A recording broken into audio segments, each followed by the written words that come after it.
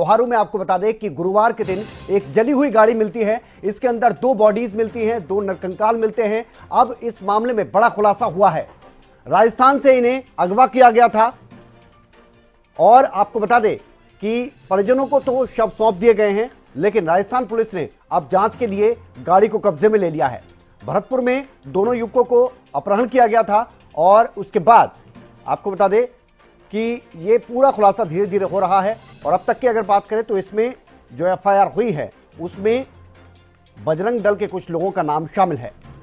तो बड़ी खबर इस वक्त की, राजस्थान से ये 2 लोग थे जिनको कि अगवा किया गया था। राजस्थान के घाट मीका गांव के रहने वाले थे और इनकी जो जली हुई बॉडी थी वो गाड़ी के अंदर से मिली थी। अब जांच के लिए राजस्थान पुलिस की अगर बात करें तो हरियाणा पुलिस से बात की गई और इस जली हुई गाड़ी को कब्जे में ले लिया गया है। यानी अब धीरे धीरे इस केस से परतें खुलती हुई नजर आ रही हैं। शुरुआत में यह साफ नहीं हो पा रहा था कि यह हत्या का मामला है या हादसा है, लेकिन अब लग रहा है कि जरूर इनको अगवा करके मौत के घाट उतारा गया था। हालांकि अभी पूरी तरह से साफ नहीं।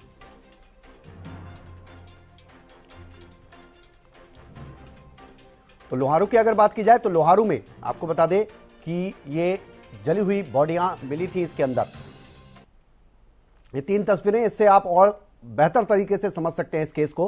कल ये शव मिले थे जली हुई गाड़ी के अंदर और आपको बता दें दोनों युवक जो थे उनके शव बरामद किए गए।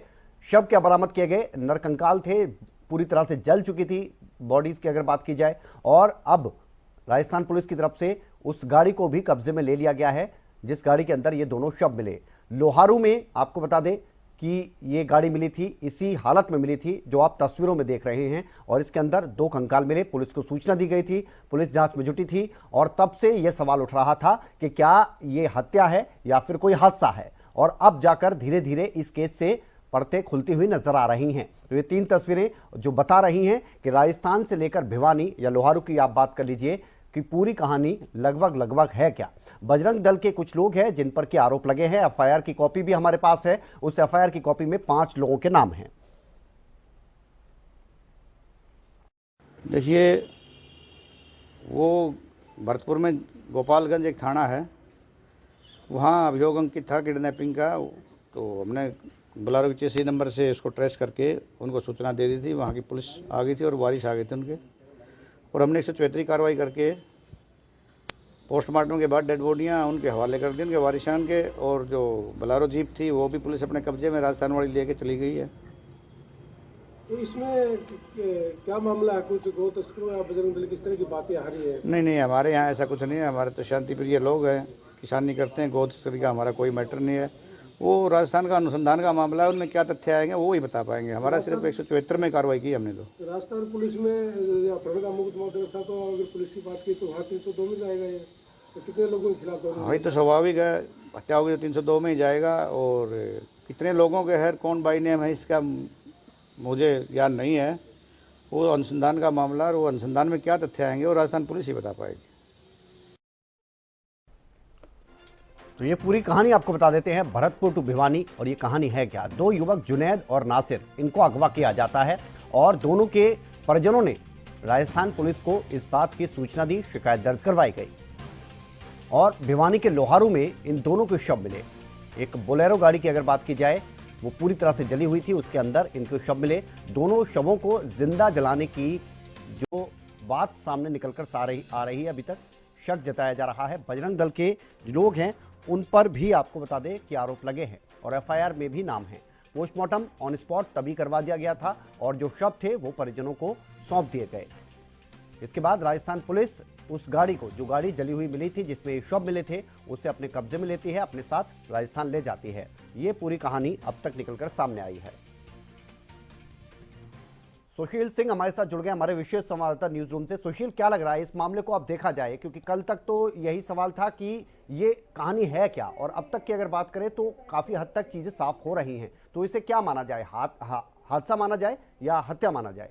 बिल्कुल, देखिए सवाल अभी भी बना हुआ है कि हादसा है या फिर हत्या है, सुनियोजित हत्या है। क्योंकि 15 तारीख का ये पूरा मामला है। 15 तारीख को भरतपुर के गोपालगढ़ ये थाना इलाका का घटिमपुर गांव है और वहां उस गांव से 2 लोगों की किडनैपिंग होती है और उसके बाद नासिर और जुनैद और इन दोनों के चचेरे भाई खालिद ने एक गोपालगढ़ थाने में लिखित शिकायत देता है और आरोप लगाता है कि कुछ शख्स मार पीट कर अपहरण करके इन दोनों का ले गए और फिर 16 तारीख को हरियाणा के भिवानी में करीब 200 किलोमीटर दूर भरतपुर से और ये शव दोनों नरकंकाल बरामद होते हैं और जली हुई गाड़ी में, एक बोलेरो में। उसके बाद पुलिस, हरियाणा पुलिस मौके पर पहुंचती है और पहुंचने के बाद उस गाड़ी के चेचिस नंबर से डिटेल्स जुटाए जाते हैं। जब उस इलाके के थाने को संपर्क किया जाता है तो पता चलता है कि 2 लोगों का अपहरण हुआ है और इस गाड़ी का नंबर दर्ज है।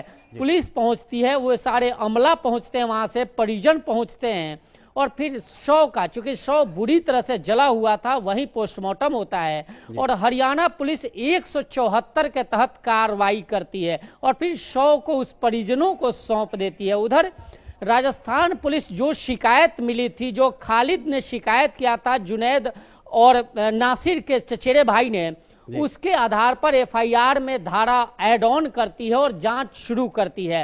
हालांकि इस मसले में अभी डीएनए टेस्ट भी होना बाकी है और अनुसंधान होगा। साथ ही जब डिटेल्स आता है तो यह पता चलता है कि भरतपुर रेंज के आईजी का एक बयान आता है कि इसमें जुनैद है, इस पर 5 मामले दर्ज हैं जो गौ तस्करी के हैं, जो कहीं ना कहीं वांछित था इस मामले में।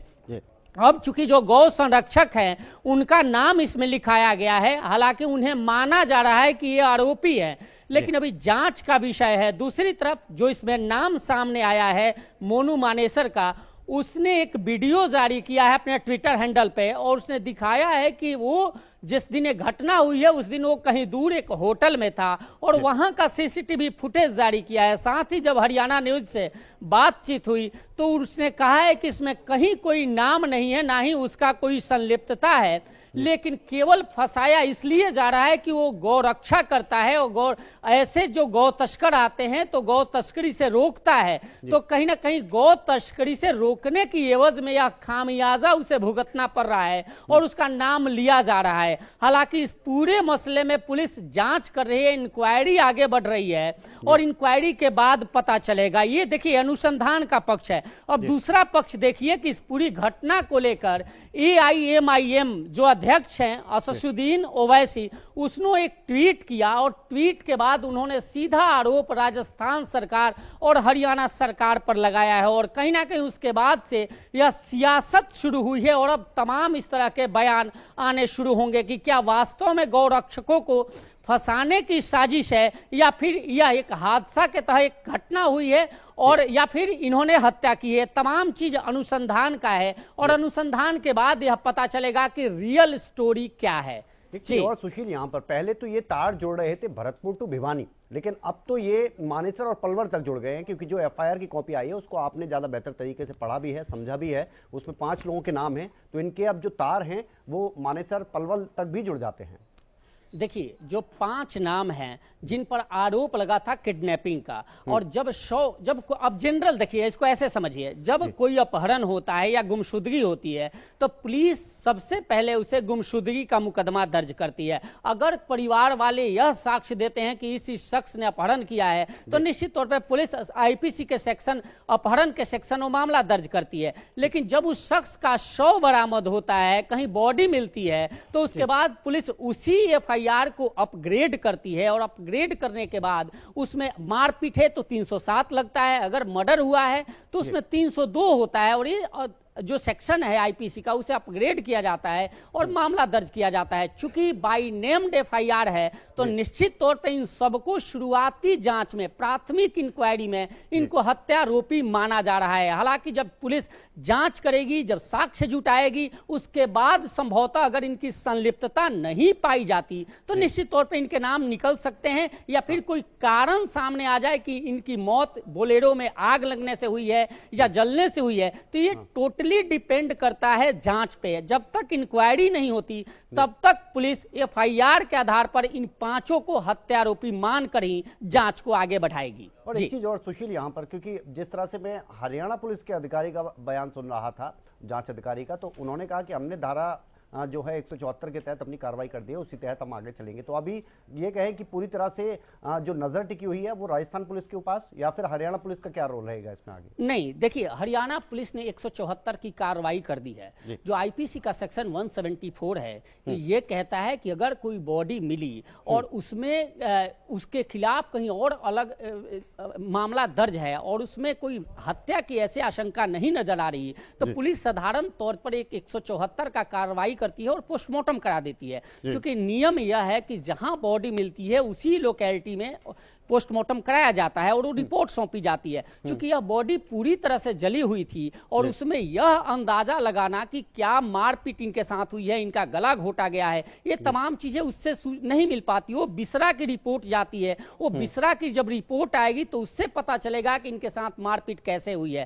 साथ इनके डीएनए की बात की गई है, वो भी टेस्ट करवाएगी। तो ये जांच की प्रक्रिया है, जैसे जैसे जांच आगे बढ़ेगी इन तमाम प्रक्रियाओं से गुजरना होगा। लेकिन शुरुआत में दो चीजें मुख्य है विनय, देखिए, एक इस पर सियासत शुरू हो गई है, दूसरा जो वहां के रेंज आईजी हैं गौरव श्रीवास्तव भरतपुर का, उनका एक बयान आया है। उन्होंने कहा है कि इसमें से एक आरोपी जो जुनैद है, इस पे 5 मुकदमे गौ तस्करी के दर्ज हैं और संभवतः अब जब इंक्वायरी होगी तो मुझे लगता है कि गुरुग्राम से भी इसके तार जरूर जुड़ेंगे। इसलिए जुड़ेंगे कि अमूमन जो गौ तस्करी के मामले होते हैं जो भरतपुर या जो नियर बाई डिस्ट्रिक्ट्स हैं हरियाणा के, उससे इधर जो आते हैं और यहाँ से गौ तस्करी करके ले जाते हैं, तो निश्चित तौर पर यह मामला निकलेगा। अब आरोप जो लगे, एक तो सियासत शुरू हो गई है, एक आरोप है राजस्थान में इलेक्शन है, तो निश्चित तौर पे सभी राजनीतिक पार्टियां अपने अपने स्तर पे जरूर सक्रिय होंगी और कहीं ना कहीं इस मसले को राजनीतिक रूप देने की कोशिश करेंगी। दूसरी तरफ की जिन लोगों के नाम है, चूंकि बाई नेम्ड एफआईआर है और अपहरण का बाई नेम्ड एफआईआर है, तो निश्चित तौर पे अभी उन्हें हत्यारोपी पुलिस जरूर मान रही है और उस एंगल से जांच को जरूर आगे बढ़ाएगी। हालांकि यह पूरा का पूरा सब कुछ टिका हुआ है इंक्वायरी पे कि पुलिस जांच कैसे कर रही है। अगर जांच, एक चीज और मैं आपसे जानना चाह रहा था, इसमें परिजनों की अगर बात की जाए, जो ये मृतक हैं उनके परिजनों के बयान क्या रोल निभाते हैं? क्योंकि अगर हम परिजनों की बात करें, उन्होंने तो सीधा सीधा कहा है कि इनकी गाड़ी को टक्कर मारकर इनको अगवा किया गया, इनके साथ मारपीट की गई और फिर गाड़ी को आग के हवाले कर दिया गया, यानी कि वो जिंदा थे उस समय जब गाड़ी के अंदर थे। तो अब परिजनों के बयान के आधार पर अगर बात की जाए तो कैसे आगे बात बढ़ती नजर आएगी? देखिए, मुख्य कंप्लेनेंट परिजन है, शिकायतकर्ता परिजन है और निश्चित तौर पे सबसे अहम उनका बयान होता है। अगर उन्होंने इसमें साक्ष्य पेश करते हैं कि उन्होंने देखा है या कोई चश्मदीद है, तो निश्चित तौर पे इन पांचों आरोपियों की मुश्किलें बढ़ने वाली है और कहीं ना कहीं इनकी संलिप्तता पुलिस खंगालेगी। क्योंकि इससे पहले भी तमाम इस तरह के वीडियोज आए हैं इन गौरक्षकों के जिनके नाम हैं, उनके कई ऐसे वीडियोज सामने आए हैं, सोशल मीडिया पे हैं, और उसमें देखा गया है कि कैसे चेस करते हैं उन गाड़ियों का, फायरिंग करते हैं, हथियार लहराते हैं या फिर इस तरह की बात करते हैं। तो कई ऐसे मामले आए हैं और मुझे लग रहा है कि उन वीडियोज को कहीं ना कहीं सपोर्टिव वे में पुलिस देख रही है। जो जांच अधिकारी है वो उसको देख रहे हैं और इन पर हत्यारोपी की तरह इनकी इंक्वायरी कर रहे हैं। लेकिन उस बयान का और उसके साथ साथ साक्ष्य और चश्मदीद का बेहद अहम रोल होता है। क्योंकि आरोप लगाने से कोर्ट आरोप नहीं मानता। जो इन्वेस्टिगेशन ऑफिसर है वो जब चार्जशीट फाइल करता है तो उसमें उसे साक्ष्य देने होते हैं, उसमें कई चश्मदीद के बयान दर्ज कराने होते हैं। तो एक केस जितना आसान, आरोप लगाना जितना आसान है, उसे साबित करने के लिए उतने तमाम साक्ष्यों की आवश्यकता होती है। तो ये पूरा का पूरा केस डिपेंड है। लेकिन शुरुआत में राजनीतिक दलों के लिए एक बड़ा मुद्दा जरूर मिल गया है कि जिसके सहारे राजस्थान में इलेक्शन है और उस पर बड़ी राजनीति जरूर होनी शुरू हो गई है। और एक चीज और सुशील, मैं यहाँ पर आपसे जानना चाहता हूँ, ये मोनू मानेसर का जो नाम आ रहा है, हमने ज्यादातर देखा इस तरह के जो मामले जुड़े होते हैं गौ तस्करी से या गौरक्षा से जुड़े हुए जितने भी मामले सामने आते हैं उसमें मोनू की भूमिका बहुत ज्यादा नजर आ जाती है, खासतौर पर इस क्षेत्र में। नूह की आप बात कर लीजिए, सोना की आप बात कर लें, आप मानेसर की आप बात कर लें, गुरुग्राम की बात कर लें। अभी इसमें ये खबर भी निकलकर सामने आ रही कि वो अंडरग्राउंड है, भले ही उसने अपना वीडियो संदेश जरूर दे दिया है सोशल मीडिया के जरिए। बिल्कुल, देखिए अमूमन हत्यारोपी है, विनय मैं बार बार इस चीज को कह रहा हूं कि वो हत्यारोपी है और पुलिस की पहली प्राथमिकता उसकी गिरफ्तारी की है, या 5 लोग जिनके नाम है उनकी गिरफ्तारी की पहली प्राथमिकता है। और निश्चित तौर पर वो यह बात जो हत्यारोपी जो आरोपी हैं, हम एक अब तो इसे मानकर ही चला जा रहा है कि यह कहीं ना कहीं सुनियोजित हत्या है, हालांकि हादसा या हत्या या पुलिस डिक्लेयर करेगी अनुसंधान में, लेकिन आरोपी है और कहीं ना कहीं एफआईआर में नाम है, तो निश्चित तौर पे यह गिरफ्तारी संभव है और पुलिस सबसे ज्यादा एड़ी चोटी का जोड़ गिरफ्तारी के लिए लगाएगी। और उसके सपोर्ट में यह तमाम वीडियोज हैं, तमाम फुटेज हैं कि जिसमें किस तरह से पहले जो गो तस्करी करते थे उनका ये पीछा करते थे लोग, और गो तस्करी रोकने के लिए चाहे फायर करना हो या फिर उन्हें पकड़ना हो या पीटना हो, तमाम तरह की वीडियोज आई हैं। और इसको यह भी सपोर्ट में देखा जा रहा है कि हाल ही में एक वीडियो वायरल हुआ था गुरुग्राम के पटौदी का, जहां दलित परिवार की बेटी लड़की की शादी एक मुस्लिम युवक ने किया था। वहां ये तमाम बजरंग दल के लोग वहां पहुंचे थे और उन्होंने न केवल फायरिंग की थी बल्कि हथियार लहराना, फायरिंग करना, तब मारपीट करना, तमाम तरह की शिकायतें हुई और मामला भी दर्ज हुआ पटौदी थाने में। तो कहीं ना कहीं जो मुझे अपना आकलन है कि इन सारी जो एविडेंसेस हैं, वीडियोज हैं, वो कहीं ना कहीं इनके खिलाफ जरूर जा रहे हैं। और यही वजह है कि जब वहां आरोप लगा, जब मुकदमा खालिद जो मृतक है दोनों, नासिर और जुनैद उनके चचेरा भाई, उसके बयान पे जब ये दर्ज हुआ है मामला, तो वो इस सपोर्ट में ही कह रहे होंगे कि ये तमाम जो गौ तस्करी का मामला दर्ज है और इन्होंने ही अपहरण कर इसकी हत्या की है। तो ये मामला शुरुआती बने रहिए, क्योंकि कुछ दर्शक ऐसे भी होंगे जो हमारे साथ अभी जुड़े हैं, उनके लिए भी आसान कर देते कि ये पूरा केस है क्या। ये हम आपको बता रहे हैं कि 2 युवक थे जिनको कि भरतपुर से अगवा किया जाता है, जुनैद और नासिर, इन दोनों की जान गई। ये हम ग्राफिक्स के जरिए आपको समझाते हैं ये पूरा मामला है क्या। गुरुवार की बात करें, गुरुवार को एक गाड़ी मिलती है जली हुई, उसके अंदर इन दोनों की बॉडीज मिलती हैं। वो लगभग पूरी जल गई थी, सिर्फ कंकाल बचे थे। उसके बाद चेसिस जो था, गाड़ी का चेसिस नंबर, उसके जरिए संपर्क साधा जाता है राजस्थान पुलिस से। राजस्थान पुलिस से जब संपर्क साधा जाता है तो राजस्थान पुलिस आती है और उसके बाद वहीं पर ऑन स्पॉट की अगर बात की जाए तो पोस्टमार्टम करवाया जाता है दोनों बॉडीज का, और उसके बाद परिजनों को शव सौंप दिए जाते हैं। परिजनों का अब तक ये कहना है कि इनकी हत्या की गई है, बजरंग दल के लोगों पर आरोप लगाए गए हैं। 5 लोगों का नाम जो है वो एफआईआर में है, और आपको बता दें कि उसमें मोनू मानेसर का नाम निकलकर सामने आया है, जो कि खासतौर पर गौ तस्करी के जितने मामले जुड़े होते हैं गौरक्षा के लिए, वो गौरक्षक के तौर पर जाने जाते हैं। और आपको बता दें कि गाड़ी जो है जली हुई उसको कब्जे में ले लिया गया है राजस्थान पुलिस की तरफ से। सुशील हमारे साथ लगातार बने हुए हैं। सुशील, जो आपने अभी तक बताया उससे काफी हद तक तस्वीर साफ हो जाती है। अभी क्या लगता है कि इसमें अब सबसे पहला कदम क्या होगा अगर राजस्थान पुलिस की हम बात करें तो आगे? देखिए, अगर इन्वेस्टिगेशन के बाद मुझे जो लगता है कि एसआईटी की टीम गठित हो गई थी, चूंकि बड़ा मामला है, और वो एसआईटी सबसे पहले जो आरोप लगते हैं, चूंकि देखिए कहने के लिए कुछ भी हो, बयानों के जब एफआईआर दर्ज होता है तो उसमें जो शिकायत मिली है उसी एंगल पे पुलिस आगे बढ़ती है। पुलिस के पास 2 थ्योरी है, या तो बोलेरो में, चलती बोलेरो में आग लगी होगी और आग लगने की वजह से इनकी डेथ हुई होगी, पहली थ्योरी ये है। दूसरी थ्योरी ये है कि बजरंग दल, चूंकि ये गौ तस्करी से जुड़े लोग थे, इन पर 5 मामले ऑलरेडी दर्ज हैं, तो संभव है कि इनसे गौ रक्षक हो सकते हैं या कुछ लोग ऐसे हो सकते हैं जो जाकर इनको मारपीट कर अपहरण किए हों और फिर इन अपहरण करके 200 किलोमीटर दूर हरियाणा क्षेत्र में लाकर इनको आग लगा दिए हों या मारकर इनके मर्डर कर हत्या कर दिए हों। 2 थ्योरी पुलिस के पास है और इन दोनों थ्योरी पर चलेगी, लेकिन इसके लिए साक्ष्य आवश्यक है, साथ ही जो उनके बयान है। तो अब सबसे पहले तो इन जो 5 आरोपी हैं, क्या जहां अपहरण हुआ वहां इनका सर्विलेंस, जो टेक्निकल सर्विलेंस पुलिस का है, वहां इनकी मौजूदगी मिलती है, नहीं मिलती है क्या?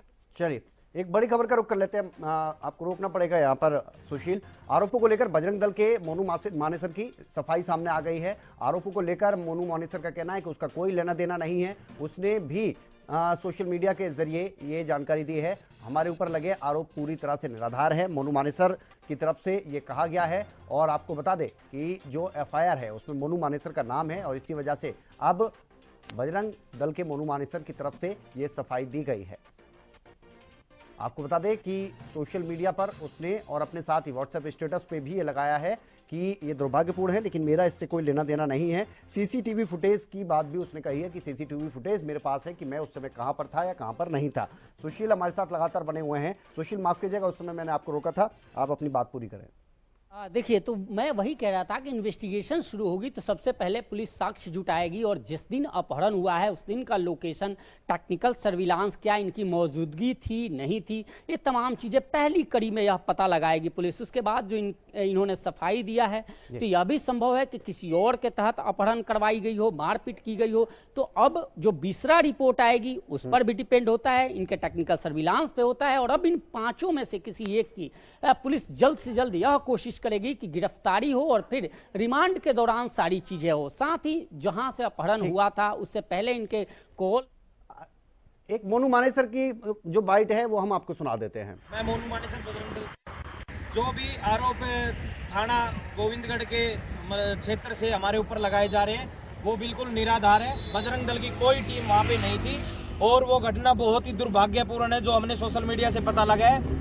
जो भी व्यक्ति हो उनके खिलाफ सख्त से सख्त कार्रवाई की जाए, चाहे कोई भी हो, उसमें कोई भी दोषी बख्शा ना जाए। और उसमें मैं और मेरी टीम बजरंग दल की कोई भी व्यक्ति उसमें नहीं है और जो भी व्यक्ति इसमें है उस पर सख्त से सख्त प्रशासन कार्रवाई करे। और पूरे पुलिस प्रशासन से मैं कहना चाहता हूँ और लोगों से भी कहना चाहता हूँ पुलिस का सहयोग करें और हम भी पुलिस का सहयोग करने के लिए बिल्कुल तैयार हैं। लेकिन जो भी नाम दिए गए हैं वो बिल्कुल निराधार है। जो भी जांच है उसमें जांच करके और दोषियों को कड़ी से कड़ी कार्रवाई की जाए और हम बिल्कुल सही। तो ज्यादातर आपने देखा होगा कि गौ तस्करी से जुड़े हुए जब मामले सामने आते हैं, जब देखने को मिलता है कि जो गौ तस्कर होते हैं उनसे मुठभेड़ होती है, तो यही चेहरा होता है, यही मोनू मानेसर है। और मोनू मानेसर का जब नाम इसमें आया है तो वो सामने आया है इस वीडियो के संदेश के जरिए। उसने ये कहा है कि उसका कोई लेना देना नहीं है, वो चाहता है कि जिसने भी ऐसा किया है उसके खिलाफ सख्त से सख्त कार्रवाई की जाए। क्या लगता है इसका कितना इंपैक्ट पड़ेगा इस केस में, सुशील, इस बयान को जब उसने आगे दिया है तो? देखिए, सोशल मीडिया पर दिया गया बयान निश्चित तौर पे पुलिस मीडिया के लिए तो बेटर है, लेकिन हाँ मुझे लगता है पुलिस इसे नहीं मानती। अब पुलिस जब तक थाने में बंद या फिर मजिस्ट्रेट के सामने बयान दर्ज नहीं कराती, पूछताछ अपने स्तर से नहीं करती, वो इस बयान का कोई मायना पुलिस के लिए नहीं है, मीडिया के लिए है। और निश्चित तौर पर देखिए, अब इसी ऐसे बयान से साफ लग रहा है कि हो सकता है ये साजिश हो या फिर कुछ और। तो निश्चित तौर पे डिपेंड पुलिस पे है, इन्वेस्टिगेशन पे है और देखना है कि इन्वेस्टिगेशन पुलिस का किस और मूर्ति है। लेकिन सियासत जरूर शुरू हो गई है और राजनीतिक दलों के पास एक बड़ा मुद्दा जरूर मिल गया है। चलिए, बेहद शुक्रिया आपका सुशील इस तमाम जानकारी के लिए। तो आपको पूरा मामला अब तक समझ में आ गया होगा और ये मामला हम लगातार आपको समझा भी रहे हैं। 2 राज्यों से जुड़ गया है अब ये मामला।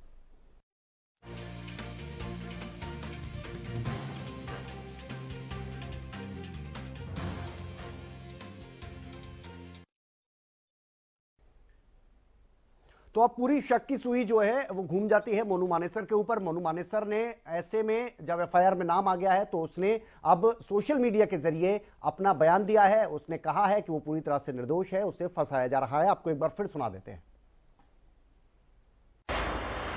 मैं मोनू मानेसर बजरंग दल से। जो भी आरोप थाना गोविंदगढ़ के क्षेत्र से हमारे ऊपर लगाए जा रहे हैं वो बिल्कुल निराधार है। बजरंग दल की कोई टीम वहाँ पे नहीं थी और वो घटना बहुत ही दुर्भाग्यपूर्ण है जो हमने सोशल मीडिया से पता लगा है। जो भी व्यक्ति हो उनके खिलाफ सख्त से सख्त कार्रवाई की जाए, चाहे कोई भी हो, उसमें कोई भी दोषी बख्शा ना जाए। और उसमें मैं और मेरी टीम बजरंग दल की कोई भी व्यक्ति उसमें नहीं है और जो भी व्यक्ति इसमें है उस पर सख्त से सख्त प्रशासन कार्रवाई करे। और पूरे पुलिस प्रशासन से मैं कहना चाहता हूँ और लोगों से भी कहना चाहता हूँ पुलिस का सहयोग करें और हम भी पुलिस का सहयोग करने के लिए बिल्कुल तैयार हैं। लेकिन जो भी नाम दिए गए हैं वो बिल्कुल निराधार है। जो भी जांच है उसमें जांच करके और दोषियों को कड़ी से कड़ी कार्रवाई की जाए और हम बिल्कुल सहयोग करेंगे। तो ये पूरी कहानी आपको बता देते हैं। पूरी कहानी यही है कि 2 युवक जो कि भरतपुर के रहने वाले हैं, जुनैद और नासिर, उनको अगवा किया जाता है पहले और फिर इनके अगवा होने की सूचना परिजनों की तरफ से पुलिस को दी जाती है। भरतपुर पुलिस को इसकी सूचना दी जाती है। उसके बाद भिवानी के लोहारू में दोनों के शव मिलते हैं जले हुए। आपको बता दें एक जली हुई गाड़ी मिली थी, गुरुवार का यह दिन था। लोहारू में बोलेरो गाड़ी, उसके अंदर 2 शव मिलते हैं, लगभग पूरी तरह से जल चुके थे, कंकाल कंकाल बचा हुआ था। उसके बाद बजरंग दल के लोगों पर आरोप लगे हैं कि इन्होंने इस घटना को, इस वारदात को अंजाम दिया है। हालांकि बजरंग दल की तरफ से मोनू मानेसर जो है, जो कि गौरक्षा प्रमुख है, उसने ये बात कही है कि उसका कोई लेना देना नहीं है। राजस्थान पुलिस मौके पर पहुंचती है। राजस्थान पुलिस की तरफ से वो बोलेरो गाड़ी को कब्जे में ले लिया जाता है जिससे कि जांच को आगे बढ़ाया जाए और साथ ही वहीं पर ऑन स्पॉट आपको बता दें कि दोनों शवों का पोस्टमार्टम करवाकर परिजनों को सौंप दिया जाता है। तो ये तस्वीरें और इनके जरिए आप समझ सकते हैं पूरा मामला है क्या। चलिए, इसके साथ फिलहाल इस बुलेटिन में इतना ही। एक ब्रेक के लिए रुक रहे हैं, जल्द लौटते हैं।